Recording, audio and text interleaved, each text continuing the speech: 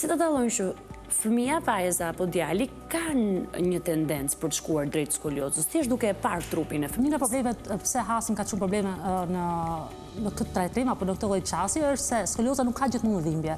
Dhe prindërit duke qenë se nuk ka dhimbje, nuk ja vën syrin apo mendjen. Nga ana tjetër, ne si prindër jemi shumë ngarkuar me punën dhe nuk kemi shumë vëmendje. Të ndodh që fëmia fillon të devijon. Gjëja më e thjeshtë është një fëmijë i zhveshur apo tani në kushte pranverës që janë pak më të veshur më lehtë, e dallon sepse ka një supë pak më lart. Dallon që kur është në këmbë, pjesa e mesit është pak si me devijuar. Pra nëse ti e mat me sy këmbë që formohet nga krahu dhe mesi e shep që njëra anë është më e madhe se tjetra.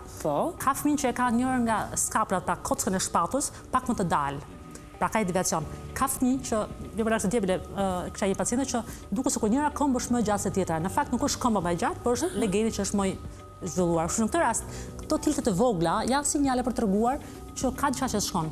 Por pula është mos me çu deri në fazë, sepse nëse e ke në kaq pamje, tregon që ka filluar një skoliozë, edhe pse mund të jetë e lehtë, që ne themi deri në 10 gradë nuk e quajmë tavon skoliozë, po e quajmë qëndrim skoliotik. Sa gradë? Deri në 10 gradë. Deri në 10 gradë është qëndrim skoliotik, që do thotë që ka tendenca, do të thotë që mirë është ta mbash në kontroll.